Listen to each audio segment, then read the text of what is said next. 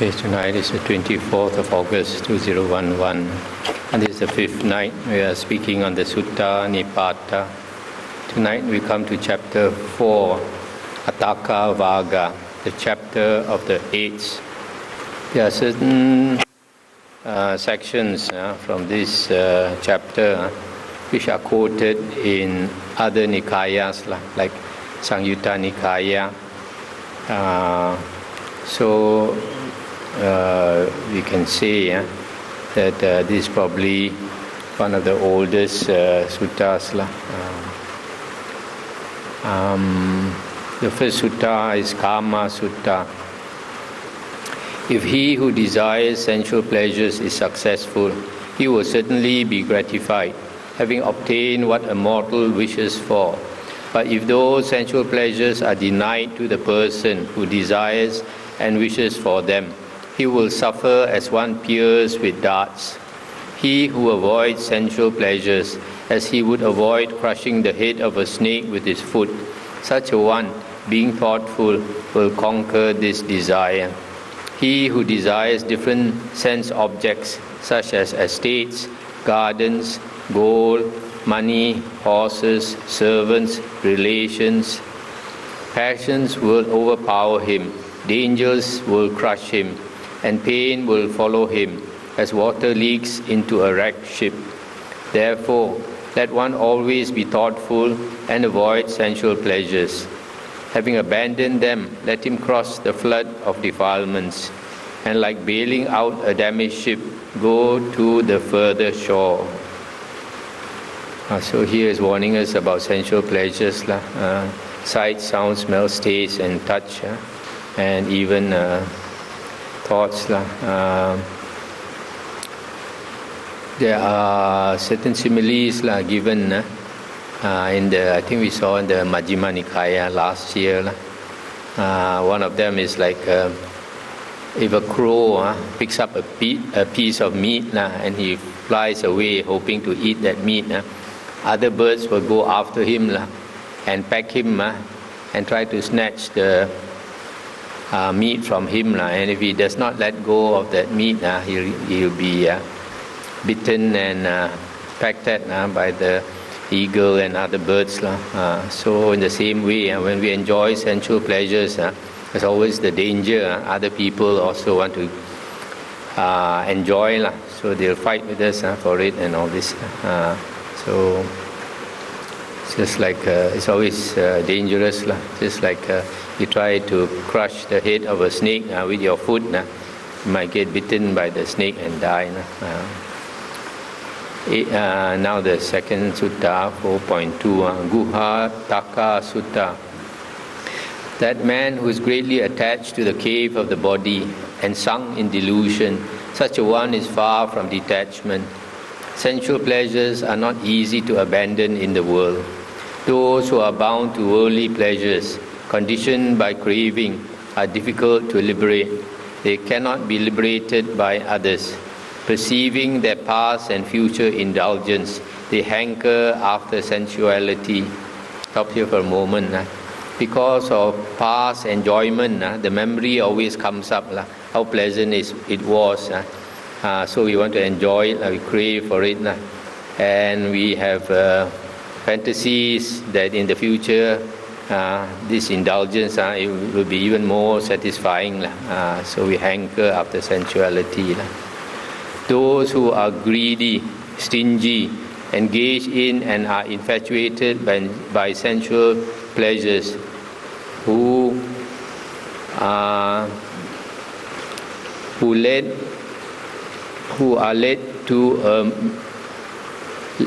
a miserable state, will wail, what will happen to us after death? Therefore, a person should train himself in the immediate present. If he knows that the world is wicked, he should not take the wicked way. Life is short, say the wise. Observe these trembling beings of the world, given to desire for various states of becoming. They are wrecked, who cringe at death, not being free from craving for repeated birth. Look at those who struggle after their petty ambitions, like fish in a stream that is fast drying up. Seeing this, Let one fare unselfish in this life, while ceasing to worry about various states of becoming, overcoming desire alike for sensory enjoyment and their causes, comprehending sense impressions, not hankering after enjoyments, and not doing what is against one's conscience. The wise one does not get attached to what he sees or hears. Having realized the nature of ideas or perceptions, the sage is not attached to worldly objects. Having pulled out the dart of passion and faring heedfully, he does not crave for this world or the next. If we want something, we are always trembling with fear that we might lose it or we might not get it. The next sutta, 4.3, Dutta Takka Sutta. Some people speak with malicious intentions and others with the conviction that they are right. But the sage does not enter into any controversy that has arisen. Therefore, the sage is free from all mental obstruction. The person who is led by his impelling desire and continues according to his inclination finds it difficult to give up those views he adheres to. Coming to conclusions of his own, he speaks in accordance with his knowledge. If a person, without being asked, praises his own virtue and practices to others, or talks of himself, the good say he is ignoble. The calm, disciplined one who abstains from praising himself or his virtues, declaring, "So I am," the good call him a noble. In him there is no arrogance concerning the world. He whose views are mentally constructed, causally formed, highly esteemed but not pure, views in which he sees personal advantage, will experience a calm which is unstable. It is hard to go beyond preconceived ideas reached by passing judgment regarding doctrines. Therefore, with regard to these views, he rejects one and grasps another. For the person with spiritual excellence, nowhere in the world does he have any mentally constructed view about various spheres of becoming. As he has eradicated delusion and deceit, in what manner can he be reckoned? He cannot be reckoned in any manner whatsoever. He who is attached enters into debate about doctrines. By what and how can an unattached person be characterized? He has nothing to grasp or reject. He has purified all views here itself.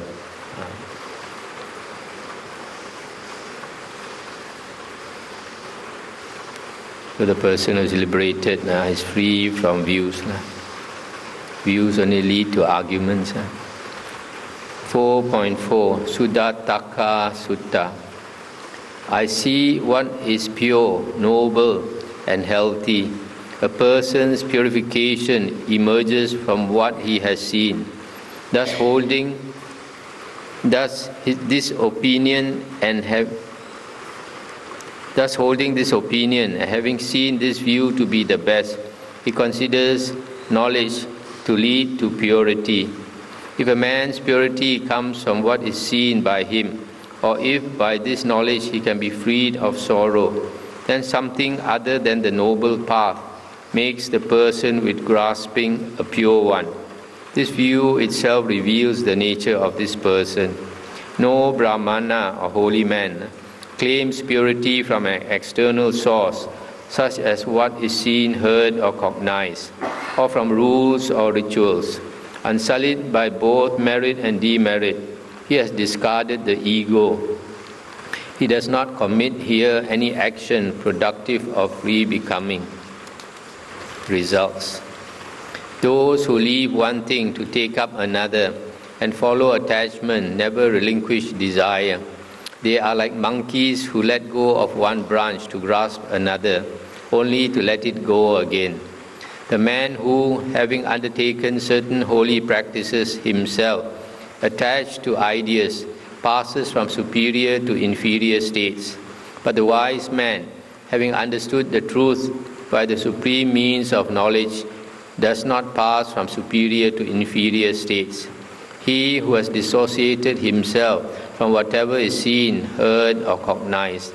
How can one have doubts about such an insightful person who conducts himself openly? They do not speculate, they do not esteem any views and say, this is the highest purity. They release the knot of dogmatic clinging and do not long for anything in the world. The Brahmana who has transcended the limits of mundane existence, he has no grasping after his knowing or seeing. He delights neither in passion nor in dispassion. For him there is nothing here to be grasped.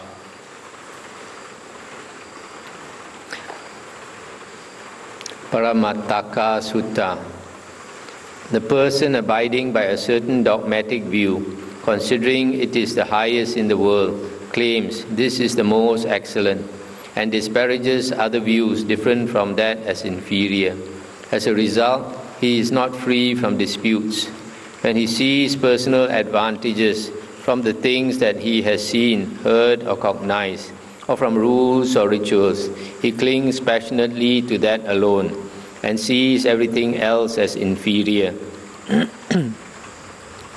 The experts say that it is a bond to depend on what one associates with and to see everything else as inferior.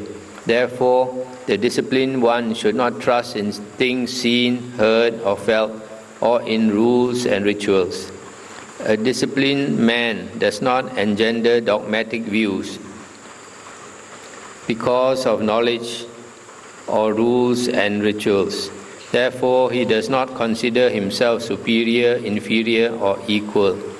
The sage has abandoned the notion of self or ego and is free from clinging. He does not depend even on knowledge. He does not take sides in the midst of controversy. He has no dogmatic views. For him, there is no desire to strive for this or that, in this world or the next. He has ceased to associate with dogmas, for he no longer requires the solace that dogmas offer. To the sage, there is not the slightest prejudiced view with regard to things seen, heard, or felt. How can anyone in the world characterize by thought such a pure one who does not dogmatically grasp any views? They neither form any particular dogma nor prefer anything. Dogmatic views are not esteemed by them. The Brahmana is not led by rules and rituals. Thus, the steadfast one has gone to the further shore, never more to return. So basically also the same, no views by one who is enlightened. Jara Sutta. Short indeed is this life. 4.6. Short indeed is this life. One dies within 100 years. But if anyone survives longer than that, he surely dies of old age. People grieve for the things they are attached to as mine, but there is no enduring object of grasping. Comprehending this situation, the wise one should lead a homeless life. What one grasps, thinking this is mine, is left behind by death. Recognizing this fact, let not the wise one who follows the right path turn to acquisitiveness. The awakened one does not see what he has dreamt in sleep. The awakened person does not see what he has dreamt in sleep. Likewise, one does not see the beloved that has passed away and is dead. Seen and heard are those people whose particular names are mentioned, but only the name of a person remains when he has passed away. The selfish, greedy ones do not give up sorrow, lamentation, and miserliness. Hence the sages, giving up objects of grasping, wander about.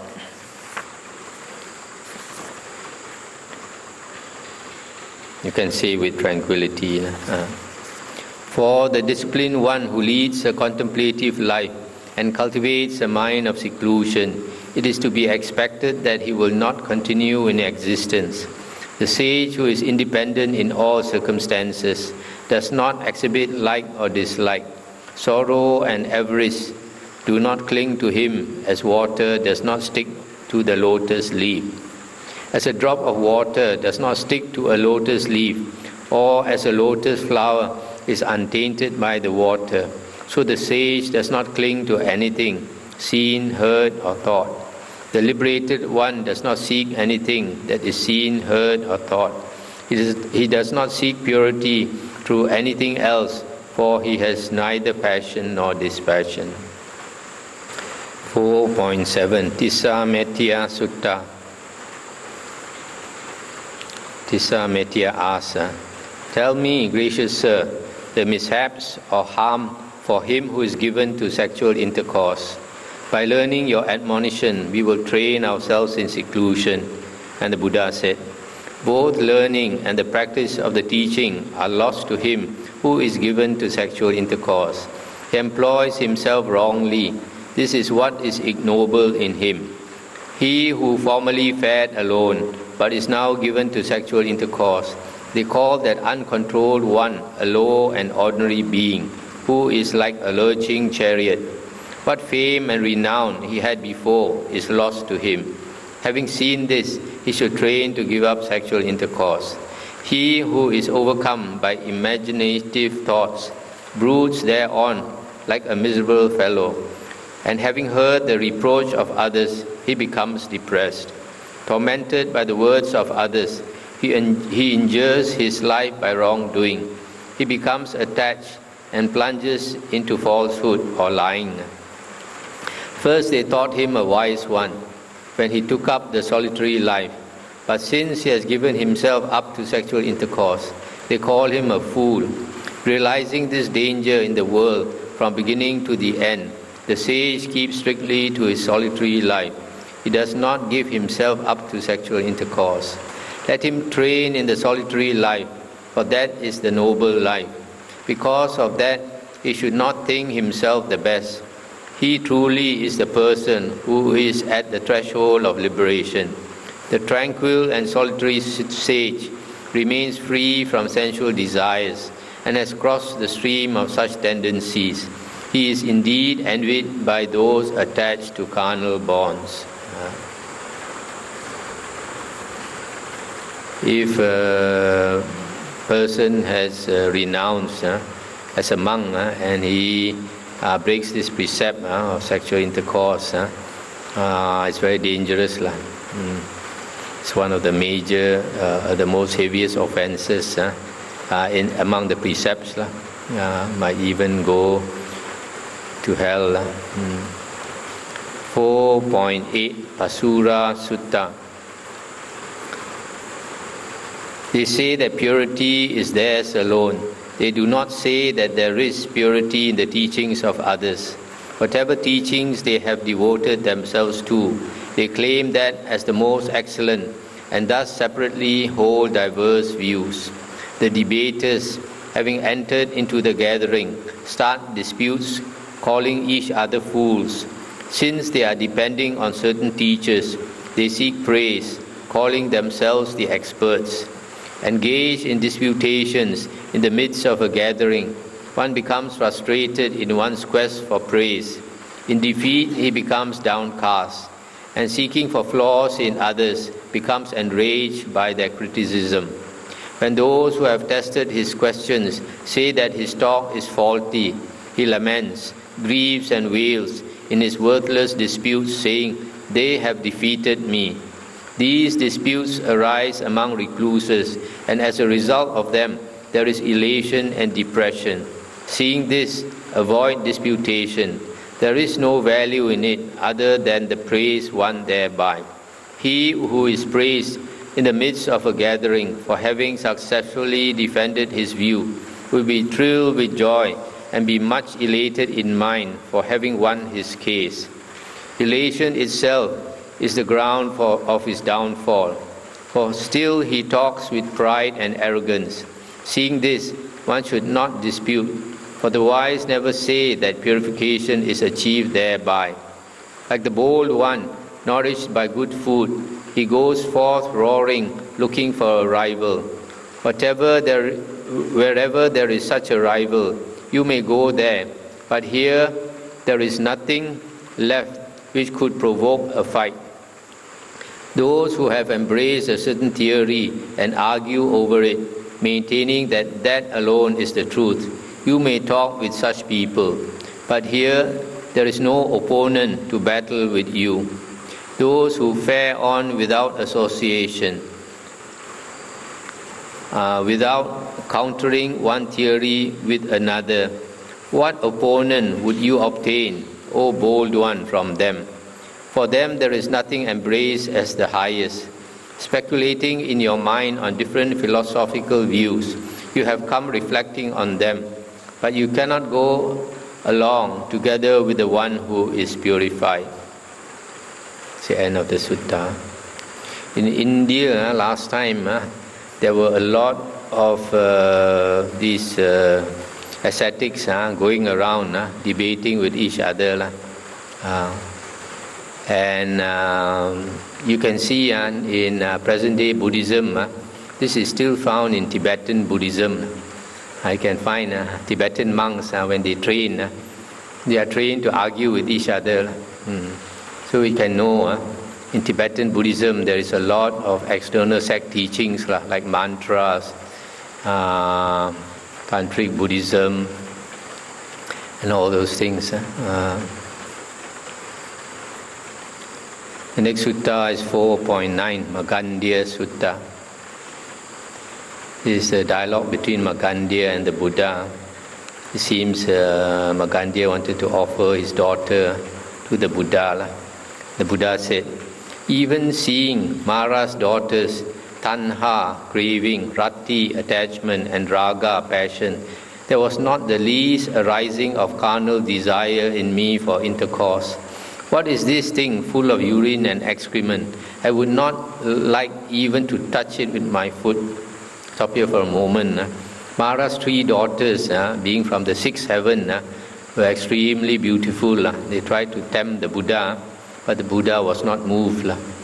Then they changed their form into a few, each one of them, I think 100 beautiful young girls. So 3 of them, 300, something like that. And still the Buddha was not moved. Then they thought maybe he likes older women. Then they started to change their form into older women and all that. And still he was not moved. Finally they realized they could not move the Buddha's heart. So here the Buddha says, you want to offer me this daughter? What is this thing full of urine and excrement? I won't even touch it with my foot. So if this girl was around, probably she'll be very offended. Makan Dia said, if you do not want such a jewel, a maiden desired by many kings, tell me, what is your view? What is your way of life in accordance with virtue and practice, and your future destiny? And the Buddha said, Makan Dia, after studying what men hold fast to, I do not say, this I declare. Seeing all these views, but not grasping them, and searching for the truth, I found inward peace. And Makan Dia said, noble sage, without grasping those judgments incorporated in the speculative systems, you talk of inward peace. How is it described by the wise? And the Buddha said, I do not say one attains purification by view, tradition, knowledge, virtue, or rituals, nor is it attained without view, tradition, knowledge, virtue, or ritual. It is only taking these factors as the means and not grasping them as ends in themselves that one so attains, and consequently does not crave for re-becoming. And Makan Dia said, if you do not say that purification is not attained by view, tradition, knowledge, and rituals, nor by absence of these, it seems to me that your law or knowledge is a nonsense, because some deem purification is from view. The Buddha said, because of your view, you are continually asking these questions. It is because you are obsessed with your preconceived notions that you are holding fast. From this you have not perceived the least sense. That is why you see this as nonsense. He who thinks himself equal, inferior, or superior to others, by that very reason enters disputation. But there are not such thoughts equal, inferior, or superior to him who is unmoved by these three measurements. Why should the Arahant argue with whom he contends, saying this is a truth or that is a lie? If one has no such thoughts, equal or unequal, with whom should he enter into dispute? The sage who has forsaken his home, not entering upon intimate relations in villages, free from lust, without preferences, he does not engage in disputatious talk with people. Now stop here for a moment. This verse, 844, is found in Sutta Nikaya 22.3, the third sutta in the Khanda Samyutta. The sage who has forsaken his home, not entering upon intimate relations in villages, free from lust, without preferences, he does not engage in disputatious talk with people. The noble one who wanders in the world, liberated from views, does not grasp them and enter into arguments. As the lotus rises on its thorny stalk, unsoiled by mud and water, so the sage, speaker of peace and free from desire, is unsoiled by the world and its carnal pleasures. That wise one does not become conceited through views or knowledge, for he is not attached to that sort. He is neither influenced by action nor by learning, being detached in every circumstance. There are no ties for him who is free from ideas. There are no delusions for him who is delivered by wisdom. Those who grasp ideas and views wander about, coming into conflict in the world.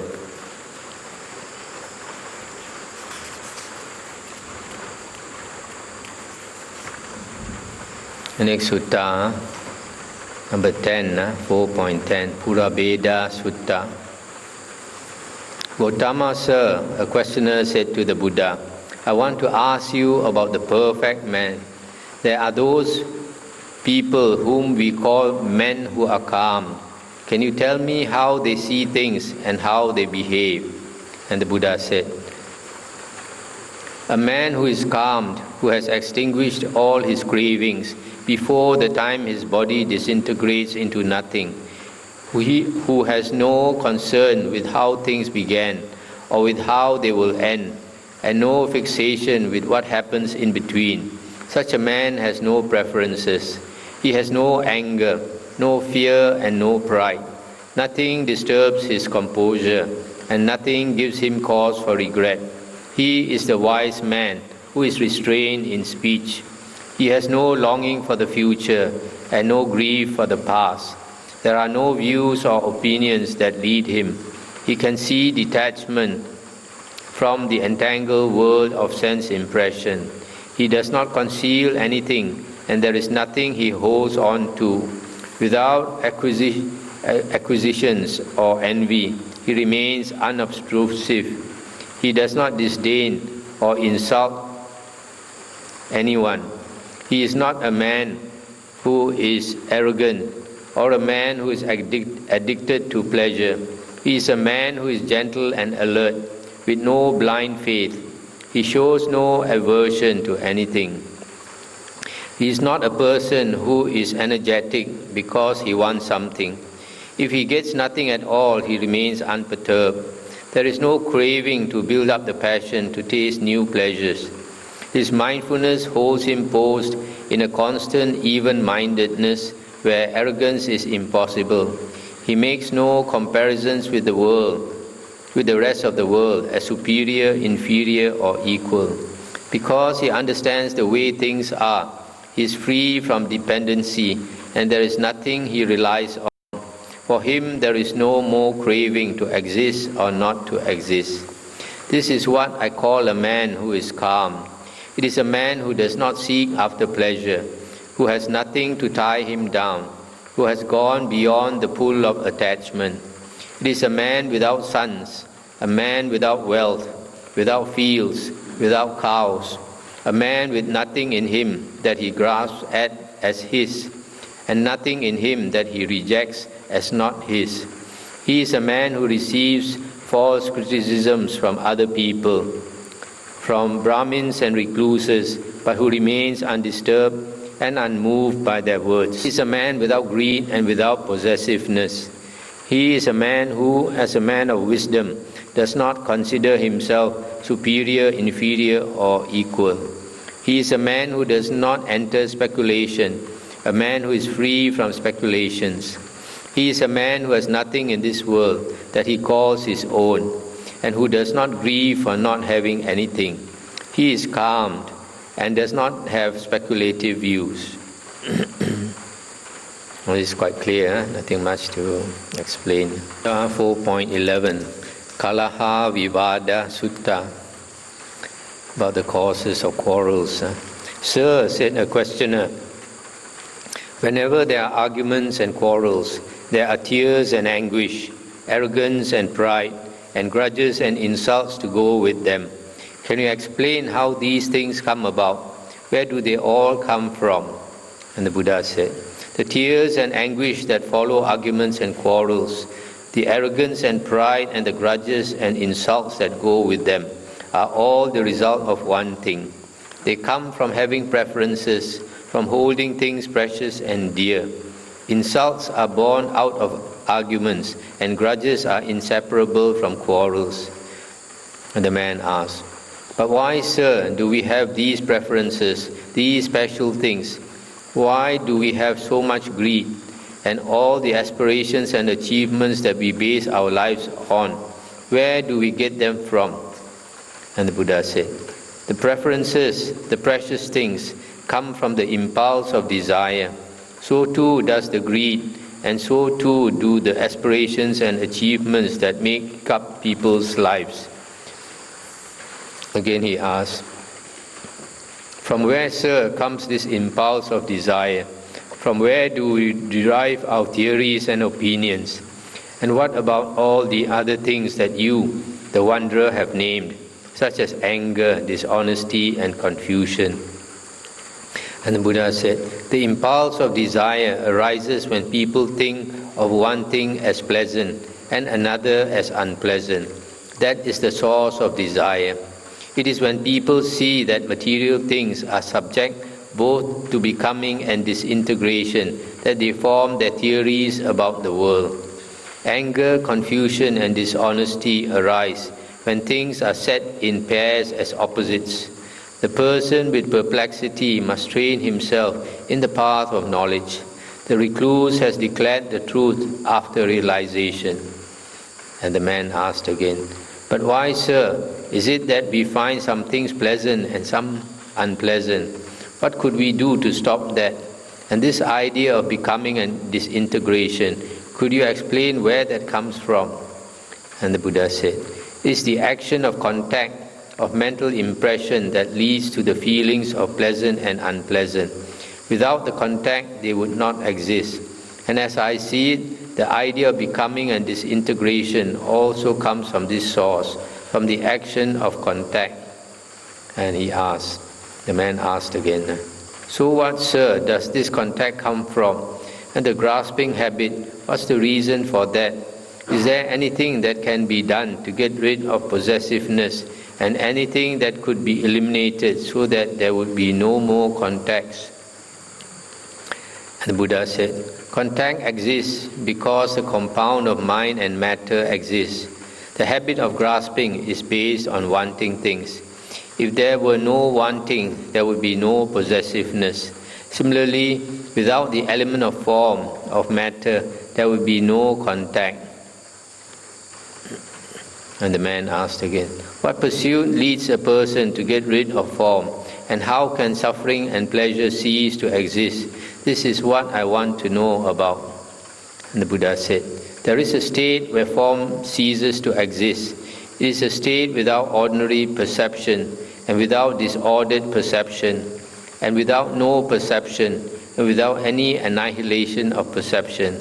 It is perception, consciousness, that is the source of all the basic obstacles. And the man said, sir, you have explained to us everything we have asked you about. There is one more question we would like you to answer for us.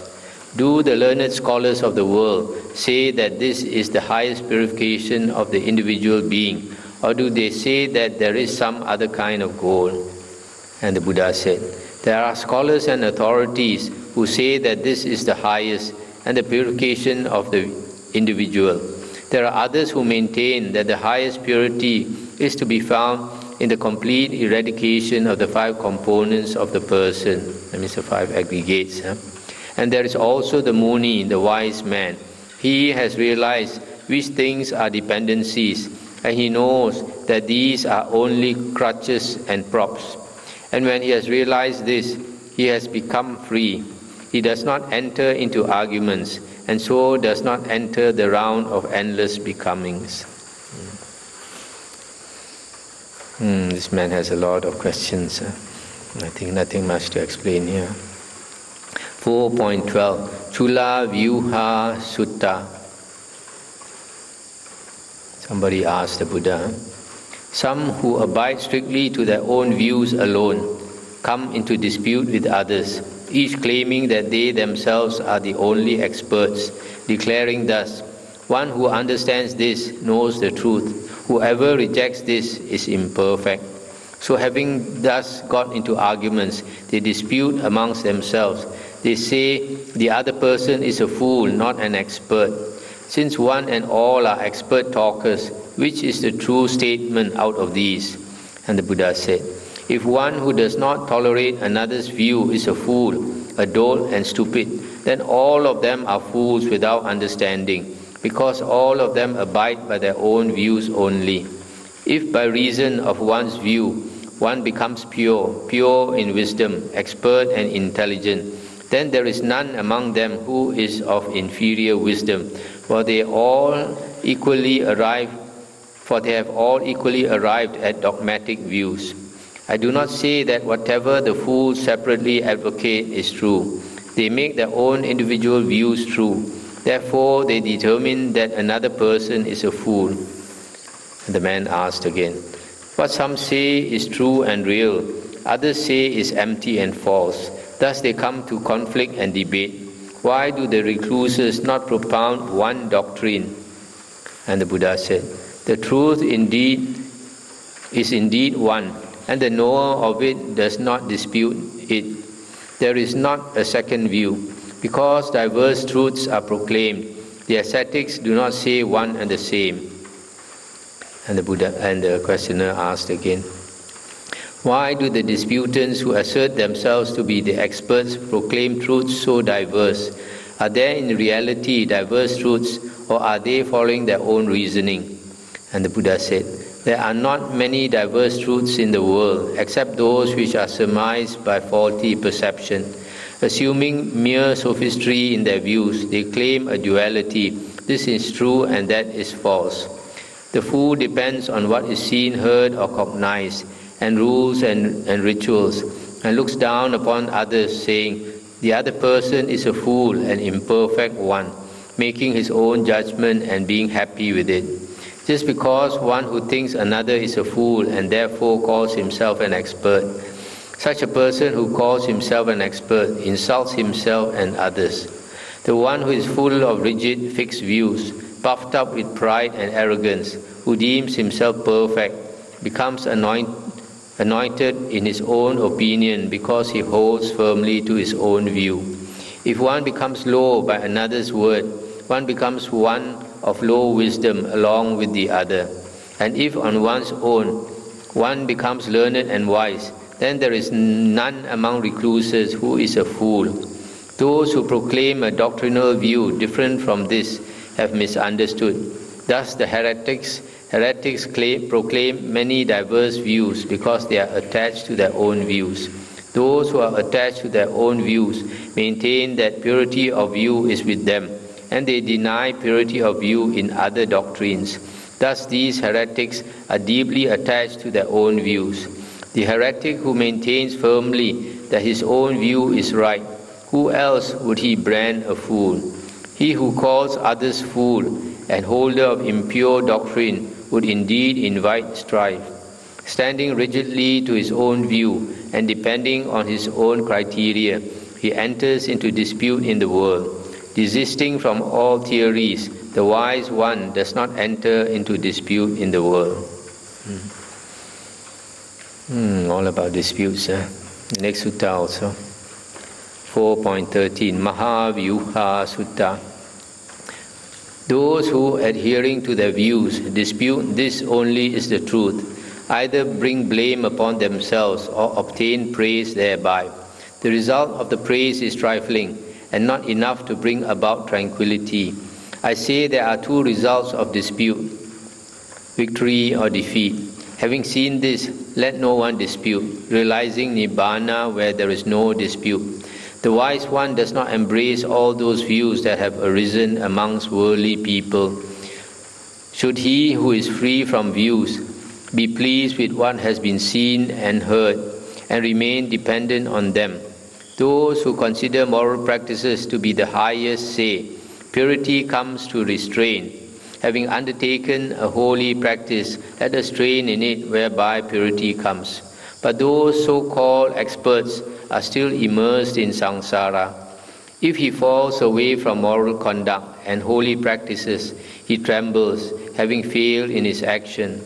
He longs here for purity, like a traveler who has lost his caravan while he is away from his home.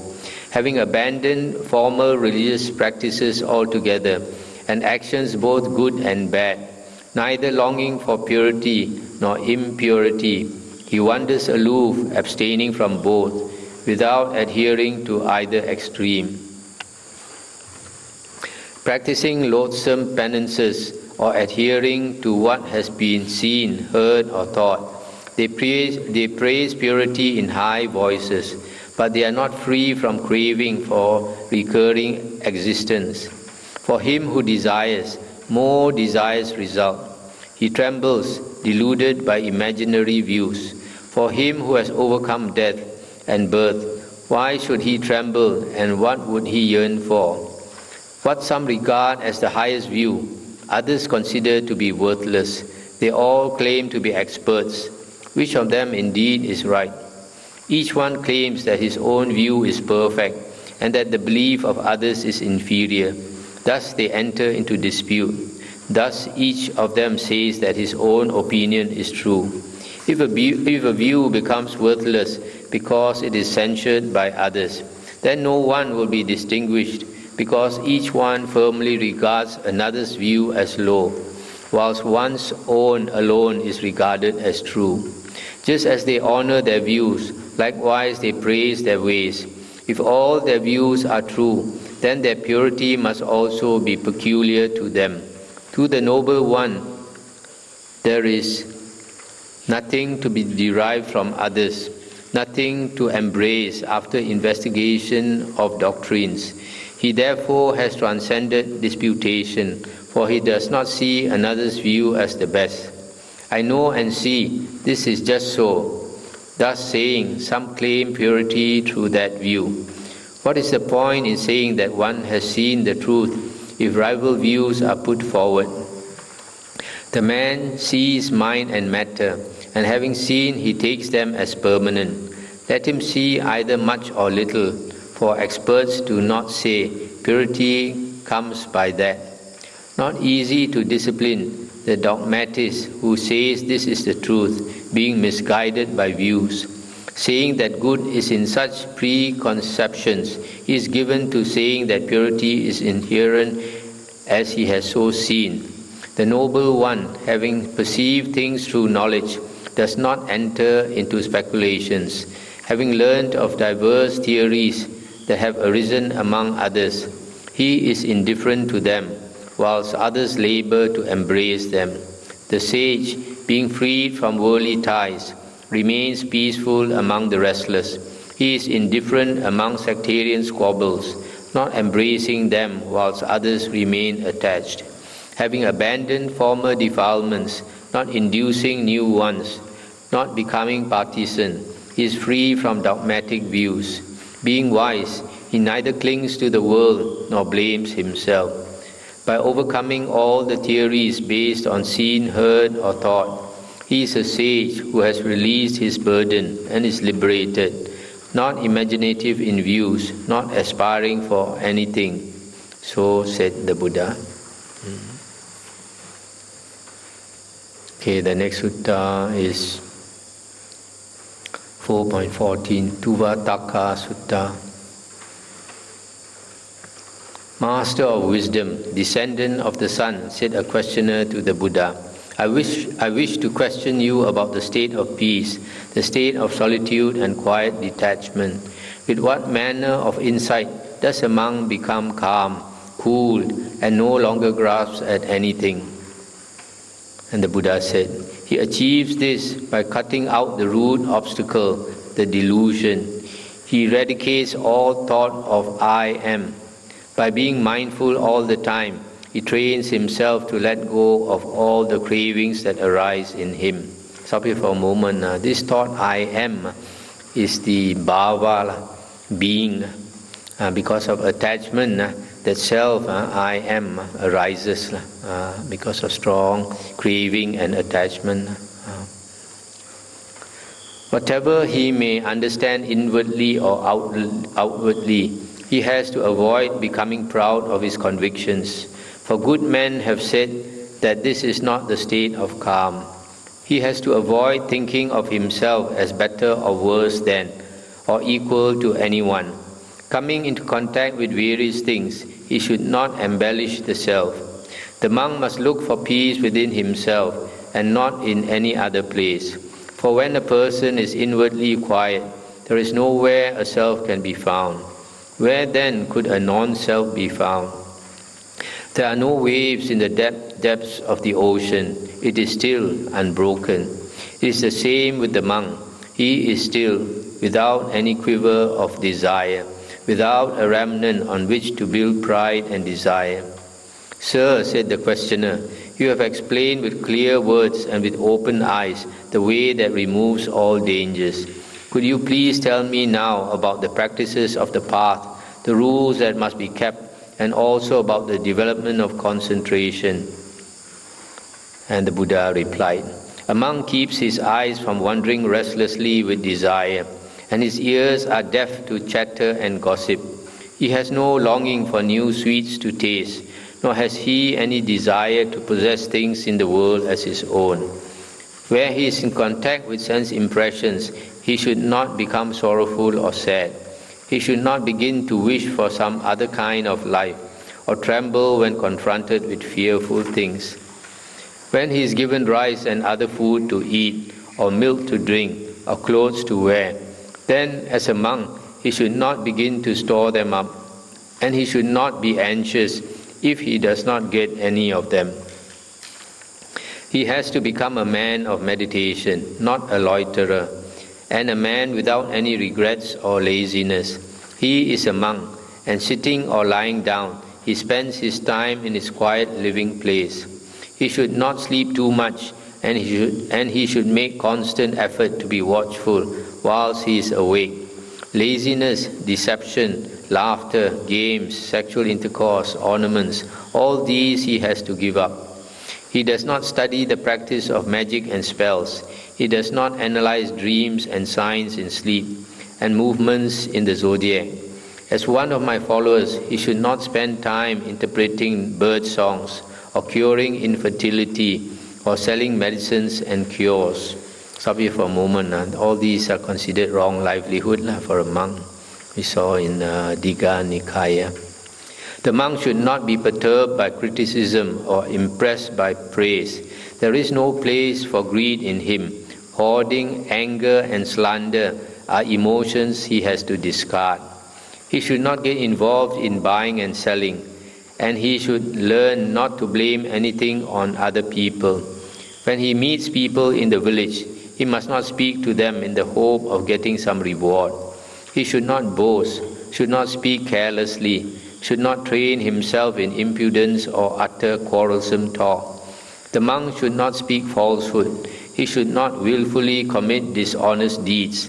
He should not look down upon another, feeling proud of his livelihood, wisdom, or observance of rules and rituals. And when he hears other wondrous and ordinary people using angry words, he does not retort with harsh speech, for men of goodness do not answer back. Understanding this norm, the inquiring monk should train himself, being constantly mindful. When the realization comes that peace can be found in the state of calm, then he should apply himself completely to the teaching of Gotama. He is the undefeated conqueror. He saw with his own eyes the way things are. He did not borrow it from tradition. So with constant diligence and respect, the monk should apply himself to the teaching of this master.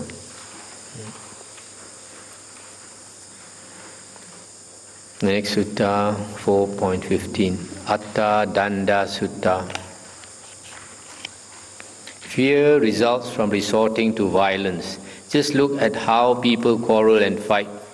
But let me tell you now of the kind of dismay and terror that I have felt. Seeing people struggling like fish writhing in shallow water with enmity against one another, I became afraid. At one time, I had wanted to find some place where I could take shelter, but I never saw any such place. There is nothing in this world that is solid at base, and not a part of it that is changeless. I had seen them all trapped in mutual conflict, and that is why I had felt so repelled. But then I noticed something buried deep in their hearts. It was, I could just make it out, a dart. It is a dart that makes its victims run all over the place. But once it has been pulled out, all that running is finished, and so is the exhaustion that comes with it. These are the things we can learn from. The bonds of the world should not be pursued. Disenchanted with all sense pleasures, one should train oneself in calmness. A man of wisdom should be truthful, without arrogance, without deceit, not slanderous and not hateful. He should go beyond the evil of greed and miserliness. To have your mind set on calmness, you must take power over sleepiness, drowsiness, and lethargy. There is no place for laziness and no recourse to pride. Do not be led into lying. Do not be attached to forms. You must see through all pride and fare along without violence. Do not get excited by what is old. Do not be contented with what is new. Do not grieve for what is lost or be controlled by desire. I call this craving, the greed, a great flood, and the hankering I call attachment, hanging up. This bog of lust is difficult to cross, but the man of wisdom stands on solid ground. He is like a Brahmana, never moving from truth, and when he has completely renounced, then indeed is he calm. He has wisdom. He has complete knowledge. He has understood the way things are. He is completely independent.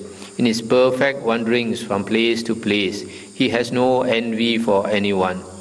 Desire is a chain, shackled to the world, and it is a difficult one to break. But once that is done, there is no more grief and no more longing. The stream has been cut off, and there are no more chains. Let there be nothing behind you. Leave the future to one side. Do not clutch at what is left in the middle. Then you will become a wanderer and calm. When a man does not identify himself with mind and matter at all, when he does not grieve for what does not exist, then he cannot sustain any loss in this world. When he does not think this is mine or that belongs to them, then since he has no egoism, he cannot grieve with the thought of I do not have. If you ask me to describe a man who is unshakable, I say that where there is no harshness, where there is no greed, no trace of desire, and when a man is the same in all circumstances, then you have what I would call the praiseworthy condition of a man unshakable. A man of discernment, without a flutter of desire, does not accumulate. He has no conditioning. He has stopped all effort of every kind. So everywhere he sees peace and happiness. The wise man does not rate himself with the distinguished, the lowest, nor with ordinary people. calm and unselfish. He is free from possessiveness. He holds on to nothing, and he rejects nothing. This is very high standard, no? Buddha. Last sutta in the chapter 4.16, Sariputta Sutta. Venerable Sariputta said, "Neither have I seen nor has anyone heard of such a sweet-tongued master coming down from the Tusita heaven to the midst of the many. The one with vision appears as he really is to the world of men and gods, and having dispelled all darkness, he alone attained happiness. Here from the many I have come supplicatingly with a question for the Buddha who is unattached, a guileless teacher who has arrived in the world. The monk who abhors the world will seek out a lonely lodging under trees, in mountain caves. To him who delights in these various lodgings, what dangers are there? The monk does not tremble in his quiet dwelling. How many dangers are there in the world to be overcome by a monk, living in solitary dwellings and going towards the region of immortality? What are his words? What are his objects in this world? What are the virtues and practices of the energetic monk? What is the training he has to undertake so that, being concentrated, wise and mindful, he may remove his own impurities as a smith removes the dross from silver?" And the Buddha said, "Sariputta, to you who are disgusted with the world, who delight in a solitary dwelling, and desire perfect enlightenment in accordance with the Dhamma, I will tell what I have realized. The monk who is wise, mindful, and who wanders in the limitations is not afraid of the 5 dangers, namely gadflies and other flies, snakes, men of ill will, or animals. He is not afraid of heretics, even when he has seen the dangers from them. Furthermore, he who is a seeker of good will overcome other dangers too. He endures cold and excessive heat, even if he is affected by sickness and hunger. Affected by them in many ways, and being homeless, makes strong exertions. Let him not steal, let him not speak lies, let him touch with loving kindness those who are feeble or strong. When he is aware that his mind is agitated, let that agitation be driven away by knowing that it belongs to the baser side. Let him not fall under the influence of anger or arrogance. Let him stay by having uprooted these, and let him overcome both what is pleasant and what is unpleasant. Guided by wisdom, with noble joy, overcoming dangers, let him dispel discontent in his distant solitude. Let him overcome the 4 lamentations. What shall I eat, or where shall I eat? I slept last night uncomfortably indeed. Where shall I sleep tonight? Let the aspirant who wanders about homeless subdue these lamentable thoughts. Having received in due time both food and robes, he knows moderation in worldly matters for the sake of contentment. Guarded in these things and restrained while wandering in the village, even if he is offended by people, he never utters a harsh word. He who walks about with downcast eyes, not loitering, devoted to meditation, should be very watchful. Having acquired equanimity with a composed mind, he should cut off base and discursive thoughts and remorse. Let him welcome the words of reproof mindfully. With words of reproach, let him break stubbornness in his fellow monks. Let him utter wise words at a proper time. Let him not think detractingly of vulgar people. Then let him mindfully train to discipline the 5 kinds of pollution in the world, namely passion for forms, sounds, tastes, smells, and touch. Let the monk who is mindful, with well-liberated mind, subdue the desire for these things. Then, investigating the Dhamma thoroughly and with concentration, he will destroy the darkness of ignorance.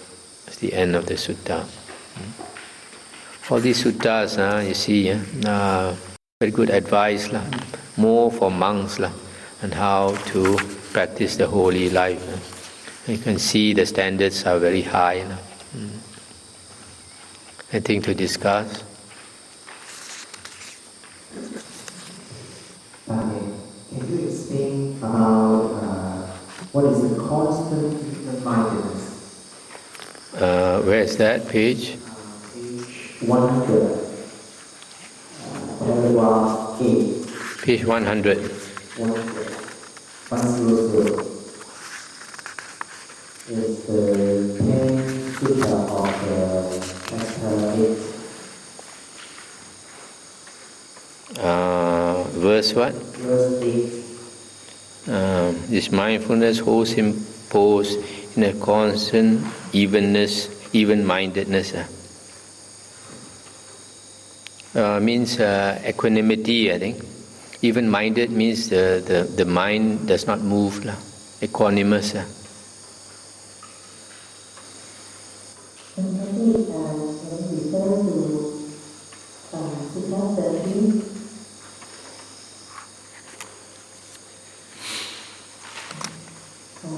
verse 6, having abandoned formal religious practices altogether and actions so good and bad. Can you explain what does it mean by formal religious practices?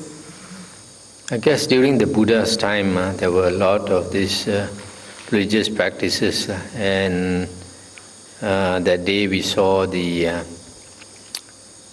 DVD on this Tenzin Palmo, and you find like in Tibetan Buddhism they have a lot of formal religious practices.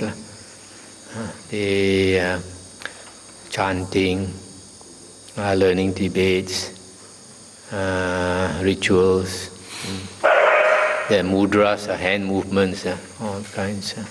So all these, actually these are called, the word Sila Bhatta Paramasa. Sila Bhatta, the Sila is the moral conduct or precepts or rules, and the Vata is actually Vata, V-A-T-A. The Vata means any religious practice.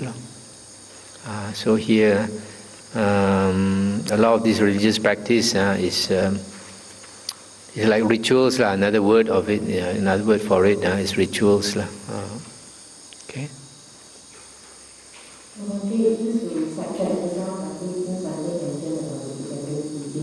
want to know the tantric, or rather, passing down of teaching directly from the teacher. There is what Gotama practice in it. So it is like secret passing down. How do we reconcile with Buddha? The Buddha said that he has no close fist of a teacher. So there's in the Buddha's teachings nothing should be secret. And also the Buddha in some sutta said that what is Dhamma, what is truth is open for everybody to see. The Dhamma Vinaya is open for everybody to see. Just like the sun and the moon is for everybody to see. In the same way, the Buddha's teachings are for everybody. There should be no secret. So, in conflicts with the earliest Buddhist teaching, that teachings should be passed from teacher directly to the disciple secretly. The Buddha says if anything is in accordance with Dhamma, then it is not secretive. If something is secretive, then it's likely to be deviant, not in accord with the Dhamma. Because if it's in accord with the Dhamma, there's nothing to hide. So why should it be secret? You only want it to be secret if you have something to hide. That's why the Buddha calls it deviant chair. In this case, like certain teachers learn that they tend to say, okay, we will do Dhamma talk or teach openly. And then for select group of people, they say, they will have a closed door kind of sharing. In Malay, is that the right way to, is that the Buddha's way? Oh, it's not the Buddha's way. If it sounds a bit like secret teachings. Teaching should always be open. Just that if some people are considered not able to understand, then you don't teach at all. If you teach, then it should be to the crowd of people who are present, not call few aside to teach them. So it doesn't sound like in accordance with the Buddha's teachings.